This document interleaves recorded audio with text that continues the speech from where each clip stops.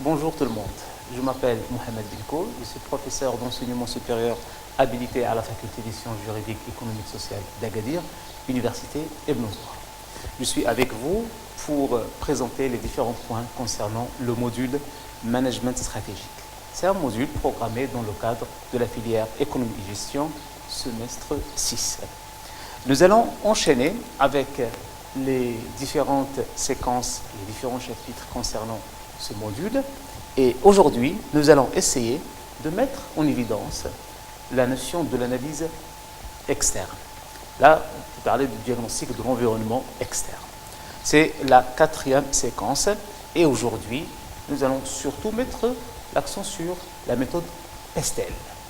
Alors, pour mieux situer en fait ce diagnostic dans le processus global d'analyse, je vais faire un petit rappel de la notion de segmentation stratégique. On a déjà présenté dans la séquence précédente comme quoi la segmentation stratégique permet à l'entreprise de découper ses activités en un ensemble de domaines d'activités stratégiques, ensemble homogène, et que pour chaque ensemble, pour chaque domaine d'activité stratégique, il faut assurer un diagnostic interne, un diagnostic externe. Alors, le diagnostic externe, le diagnostic de l'environnement externe, bien sûr, fait référence à la notion de menaces et opportunités, qui sont les différents éléments qui constituent tout simplement ou qui caractérisent l'environnement dans lequel l'entreprise opère. Analyse externe, c'est aujourd'hui, avec l'environnement qui change, avec l'environnement complexe, turbulent et incertain, l'entreprise doit déployer plus d'efforts pour déterminer quelles sont les caractéristiques de son environnement. Et là, par rapport à ce point, il faut être vigilant par rapport à une notion. C'est que les résultats, les informations que l'entreprise arrive à collecter à un moment donné changent rapidement avec le temps. Donc, ce n'est plus un effort instantané, mais c'est un effort continu dans le temps. On doit assurer l'analyse, mais on doit être à l'écoute de l'environnement, d'où l'importance de ce qu'on appelle la veille environnementale ou la veille tout simplement concurrentielle. Donc, l'analyse stratégique, l'objectif principal, c'est de déterminer les opportunités et les menaces. Lorsqu'on parle d'opportunités, on parle des éléments qui sont positifs, ça c'est sûr. Menaces, des éléments qui peuvent agir négativement sur l'entreprise. Donc, ces deux éléments diffèrent selon l'entreprise, selon le contexte. Mais ils sont généralement influencés par les quatre éléments suivants. D'abord, la nature de l'environnement. Quel environnement? L'impact de l'environnement sur l'entreprise. Est-ce que l'entreprise, c'est un acteur très positionné de l'environnement ou tout simplement il subit l'impact de son environnement? La force de la concurrence. Est-ce que la concurrence, elle est présente, elle agit, elle est là, elle est consolidée, et il y a des concentrations? Comment la concurrence est exercée dans ce contexte? On parle souvent de la notion de rivalité concurrentielle. Et en dernier lieu, le positionnement concurrentiel de l'entreprise. Donc, l'analyse externe va permettre à l'entreprise de comprendre le contexte dans lequel elle opère. Est-ce que ce contexte, il affiche une évolution? Est-ce qu'il y a une rentabilité? Est-ce qu'il y a une profitabilité? Est-ce que l'entreprise peut mettre en place d'autres actions pour consolider sa position, pour assurer sa survie? Ça, c'est l'objectif premier. Et par la suite, bien sûr, assurer une compétitivité, une lutte et un développement. Donc, comment se présente en fait l'environnement de l'entreprise, l'environnement externe?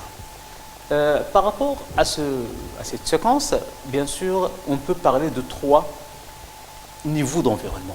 Il y a d'abord le premier niveau, c'est ce qu'on appelle macro-environnement. C'est l'environnement global de l'entreprise. L'entreprise ne peut pas ignorer cet environnement. Pourquoi? Parce que cet environnement est présente, ou il est composé de plusieurs acteurs qui peuvent agir directement ou indirectement sur l'entreprise. Donc, on est dans l'obligation de déterminer quelles sont les caractéristiques de l'environnement global. Deuxième niveau d'environnement, c'est ce qu'on appelle tout simplement l'industrie.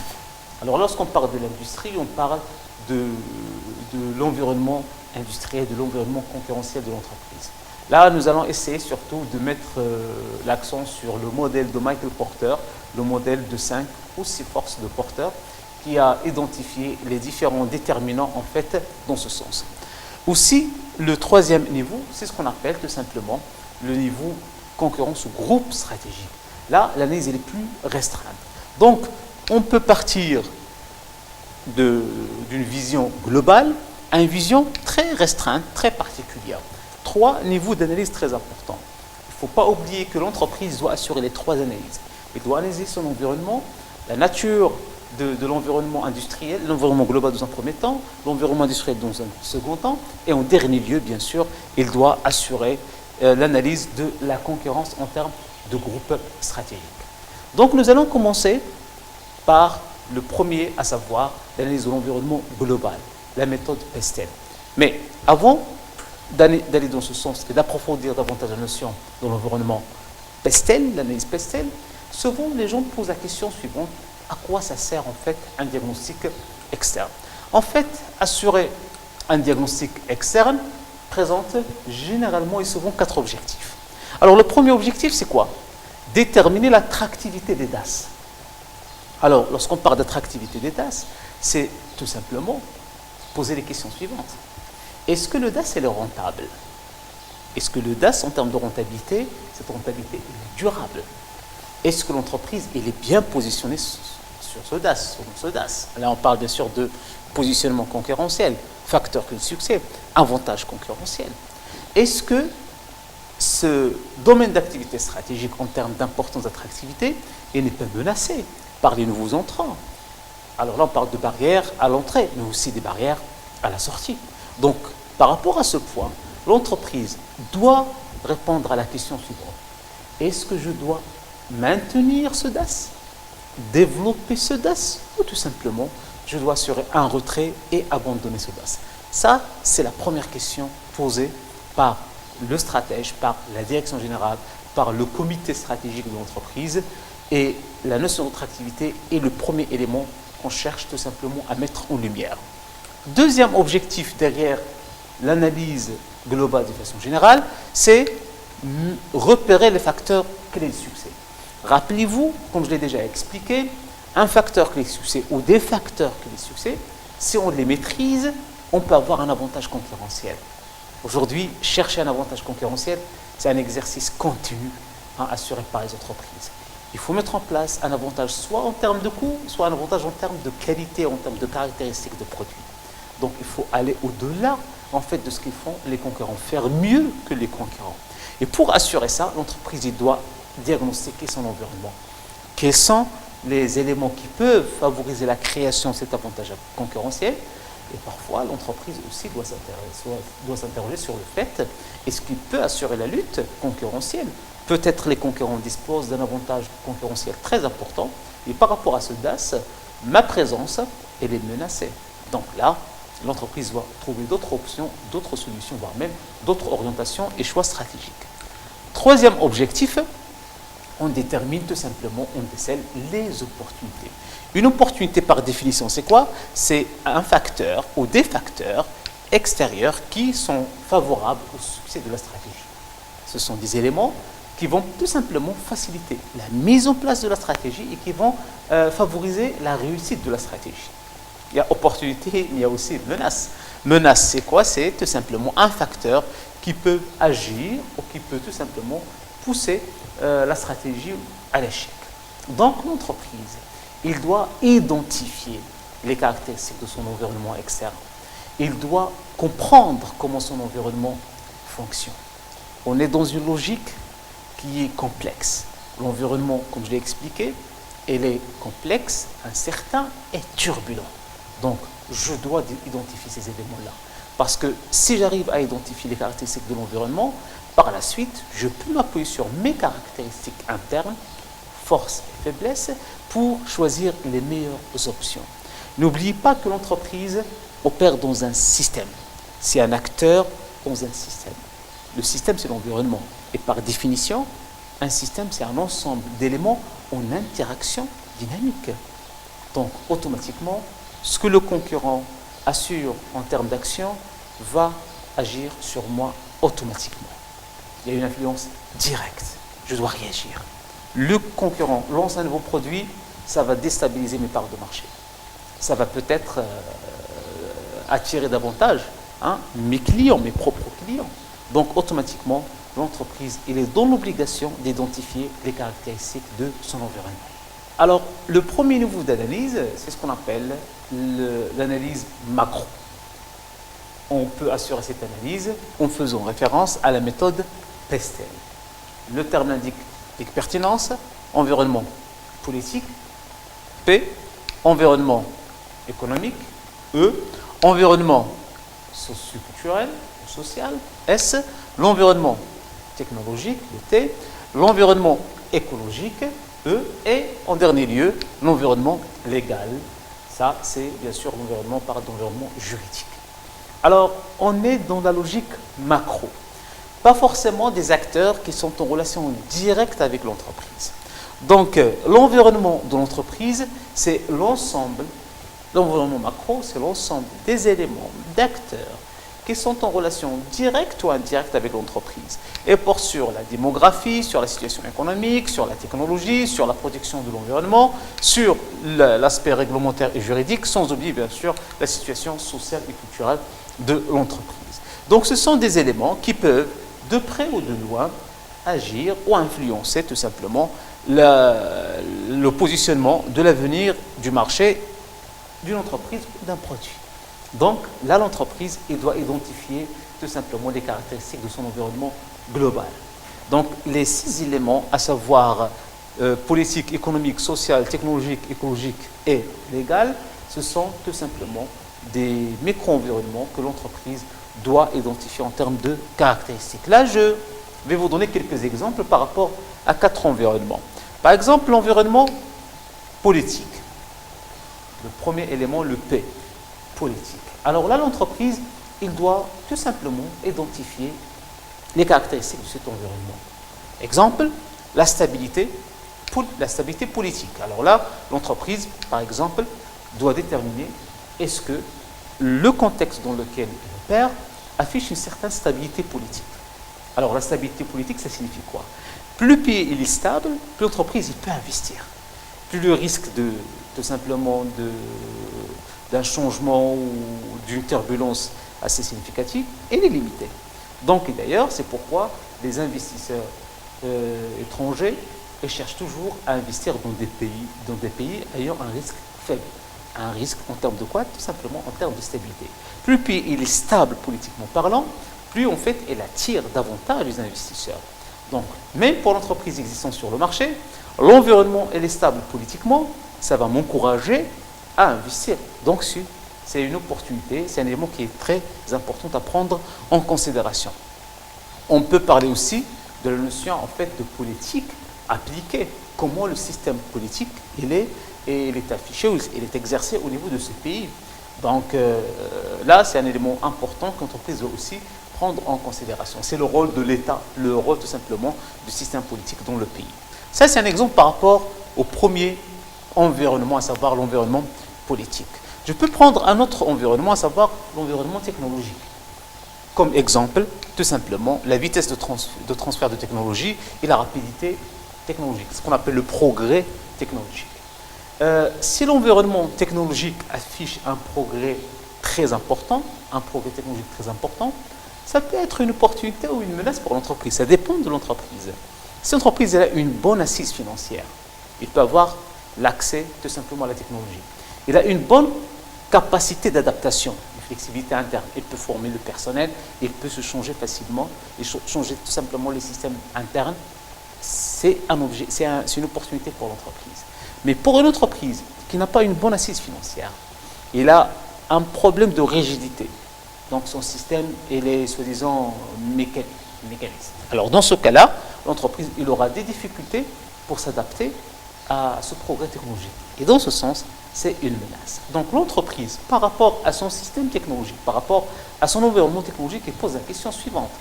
Est-ce que l'environnement technologique, par rapport à mon activité, constitue une opportunité, une menace? Est-ce qu'il y a un progrès technologique assez important? Est-ce qu'il y a transfert des technologies? Est-ce que la technologie que j'utilise maintenant constitue un élément qui crée de la valeur ajoutée par la suite, qui crée, qui peut assurer la création d'un avantage concurrentiel, soit en termes de coût, soit en termes, bien sûr, de qualité. Je peux utiliser un autre exemple de l'environnement économique. Lorsqu'on parle de l'inflation, lorsqu'on parle du chômage, lorsqu'on parle, par exemple, de la politique monétaire du pays. Donc là, l'entreprise, elle doit identifier les orientations en termes, bien sûr, économiques. Une entreprise qui opère dans un système où la notion ou le schéma économique présente un problème, c'est une menace pour l'entreprise. Une entreprise qui opère dans un système où le taux d'inflation ne cesse pas d'augmenter, c'est un problème pour l'entreprise. Un pays qui n'a pas une politique monétaire claire, stable, solide, qui renforce l'investissement au sein de l'entreprise, au sein plutôt du pays, c'est une menace pour l'entreprise. Donc on doit identifier l'ensemble des éléments économiques, les caractéristiques du système économique pour tout simplement répondre à la question suivante. Est-ce qu'on doit continuer ou tout simplement on doit garder, consolider l'existant?